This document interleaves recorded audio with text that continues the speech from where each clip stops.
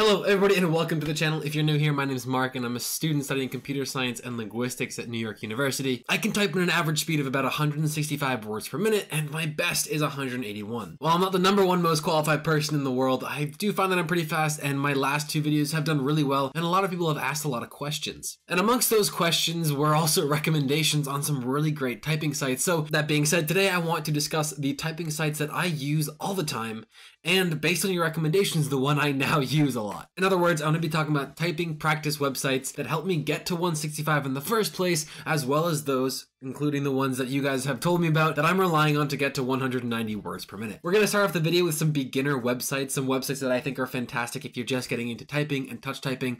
We're then going to jump into websites that measure progress. I believe that measuring your progress over time, keeping track of metrics is super important for progress, whether it be typing, art, or just anything you're trying to improve with. And lastly, websites that we can use to push ourselves to get to the next level. But without further ado, I want to jump into Keybr. I constantly called this KeyBR in my initial typing video, which I'll reference throughout this video. And I think it's actually called Keybr, not KeyBR, but I'll probably say it interchangeably throughout the video. What I love about Keybr is that it has a great intro text on what touch typing is and kind of what you should be doing. And it shows you how you should map your fingers, but its main thing is that it creates these fake words, as you can see on screen here, to help you improve your typing speed. I might be looking a little bit disheveled in this video, that's okay. I have actually switched keyboards as of late, so if anyone's curious on the one you see on screen now, it is the Artec HW192. That being said, I'm actually just getting used to this and I'm also working on getting my right pinky engaged in typing. I previously only used like these 3 fingers. So I'm probably not going to be hitting 150 or 160 tonight. But regardless, Keybr is great if you're getting into this for beginners. It doesn't track you if you go above 140 words per minute, but that's okay. It gets you to where you need to be. Now, Keybr does have excellent metrics, so technically this could go in the metrics portion of the video. I feel like it classifies as a beginner website more importantly. So miscount Finden before. Oops. So 126.6, and if you go into profile, you get a bunch of detailed statistics. So we are absolutely balling over here. But you get to, it's just wonderful. If you go on KeyBR, it's just an absolutely fantastic website and they adjust to what you need to improve upon. I've actually been using this a lot recently as I kind of remap my fingers. That being said, I got a lot of questions about should I be using more of my fingers, and the answer is immediately yes. I initially only used like 2 fingers on my right hand and 3 on my left. And I believe that one of the biggest things that got me from 140 to 160 was including a 3rd finger on my right hand and all 4 on my left. Well, I use my thumb for space, but you know. If you're new to this and you're looking to gain speed, I would highly recommend Keybr. Another great starting website, which I've personally never used, but on a quick glance you can see just how amazing it is typing.com. A lot of people said, hey, check out typing.com, and it is built to like specifically teach students. As you can see on the small graphic on the page, it has all these great games and all these things to help you work on your typing. And it feels like it's geared more towards students who want to initially begin typing, who want to get into typing, whereas Keybr is kind of a self-directed thing and very, I guess, plain looking relative to typing.com and all the games that it has. What I'm trying to say is it's very engineered for the education environment, but nonetheless, if you're able to sign up, I definitely would recommend it because it looks like they give you a lot of good information. Next up is 10fastfingers.com. I'm putting this in the beginner or starting typing portion of the video because it's a typing site that I first found and it is pretty much the most basic way to get your typing speed. Now you can use this website in a variety of languages, as you can see here. I actually can't believe they have Esperanto. Conlang. Okay, you just type for a minute and it gives you how many words you type in that minute. Most basic thing to go by. So giving it a shot, it just starts off as soon as you start typing. Don't know how well I'm gonna do here, but we'll give it a shot. Okay, so it just froze. I'm at man. I don't know what to do. Okay, I definitely, yeah, that was rough, dude. I don't know why the whole thing just froze, but that sucks. You know, nope, that is really disappointing. Anyway, yeah, most basic way to get your words per minute, and we're actually going to use 10 fast fingers to segue into the next part of this video, which is the best sites to use for storing metrics. I should have refreshed that, but 10 fast fingers, if you go to your profile, you can actually see your metrics over time. And as I mentioned at the start of this video, and something I'm very adamant about, wow, that bio needs updating, tracking your progress will increase your output over time. Tracking your progress is super important if you're learning any skill or trying to get better at pretty much anything. Oh, my average is at 158 now. That sucks. What I also want to point out are 10 fast fingers typing competitions. competitions. The reason why I want to point these out is not because of their competition nature, but because you can go ahead and start a typing session, take one of these tests, and it will be the same exact test when you come back an hour or 2 hours later, assuming you don't run out of time. This way you can see how much have I improved while just practicing and warming up in the last 15, 20, 30 minutes. And lastly, there is the top 1000, which I believe is a pretty crucial aspect of this website. It pretty much teaches you all of the top 1000 words over time.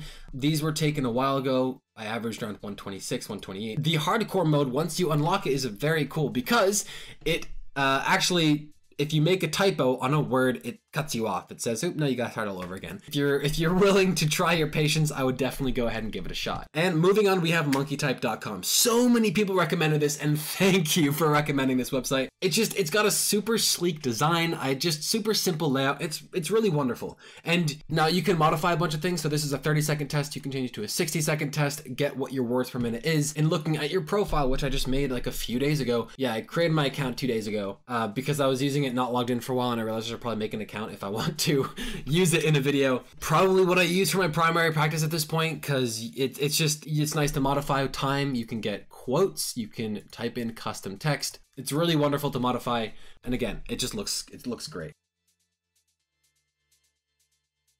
Bold, large, these.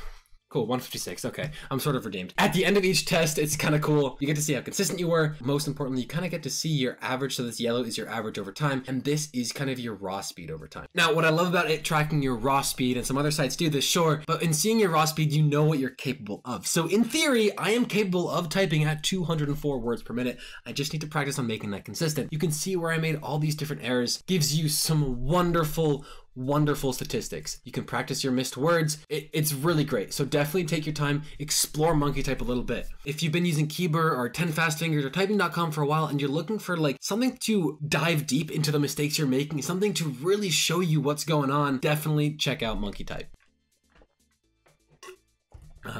It's arguably the best one amongst all of these at this point. Anyway, moving on to the next website, hopefully we don't freeze this time, is typeracer.com. Now, you might be asking why this is in the metrics section. Mostly because I need to segue into the next section, but also because of the metrics it provides after each race. There we go, third time's the charm. All right, enter typing race. God dang it. So I'm using Firefox. It's very memory dependent. I have OBS running.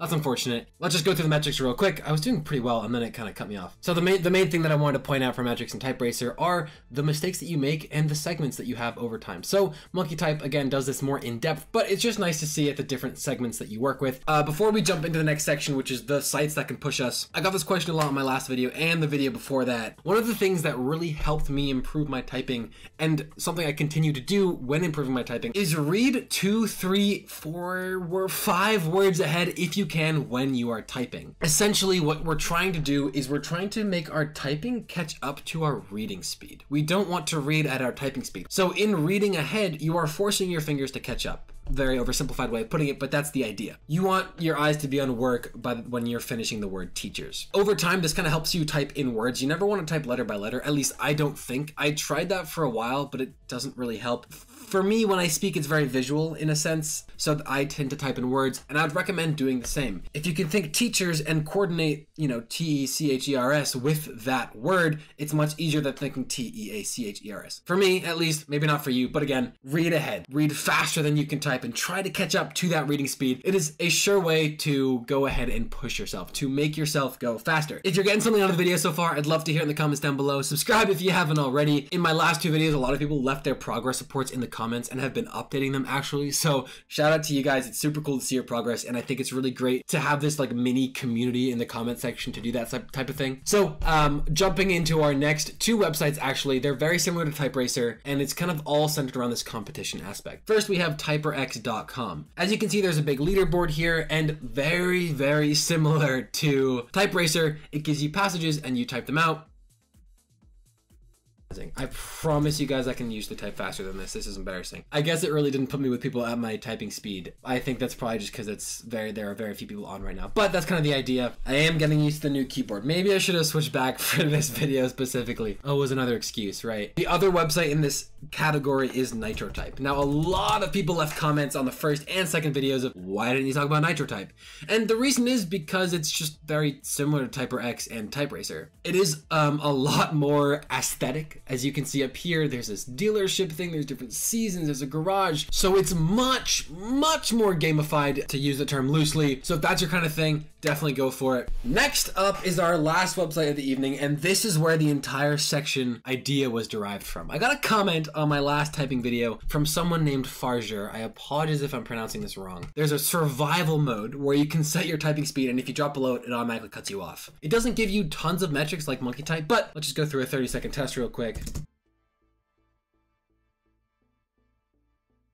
But again, on the left here, you can see it says 168, 165, 157, 127, 172, 139. So if I go ahead and set 120, which apparently for tonight will be a little dangerous, hit reset, that look between, and then story, and then mother. Uh-oh, it stopped me because I hit 113. So if I go ahead and reset it again, learn time, miss those, feed again, waveform case. And so in theory, I can type at 188, 177 words per minute, which is nice. Again, like the MonkeyType thing, like the Typeracer thing, it's nice to just know that I'm able to get to this level. As Marcus Aurelius would say, if it's humanly obtainable, you too can obtain it. I should have mentioned this earlier, but all of the websites I've been talking about are in the description down below, so definitely check them out. In terms of typing, the survival mode can keep you up and running. I haven't used it much. As you can see, I've only logged 2 scores. Nonetheless, it can be a great way to just kind of push yourself, see how long you can go at a certain speed. The fact that it cuts you off when you've, gone below this speed threshold is really important, because we can often get caught in the habit of the comfort zone. The comfort zone of 30 words per minute, 60 words per minute, 100 words per minute, 140 words per minute. For me, my comfort zone appears to be 150 words per minute. Tonight, it seems to be 110. It reminds you, hey, you're slowing down, speed back up again. Now, I know there are so many websites out there for typing. There are so many good ones,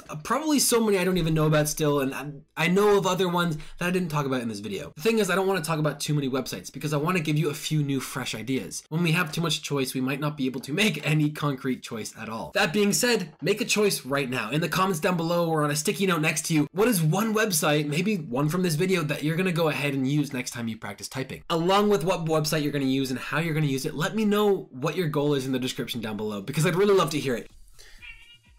Hey, Quetzal. So I want to hear what? Hey.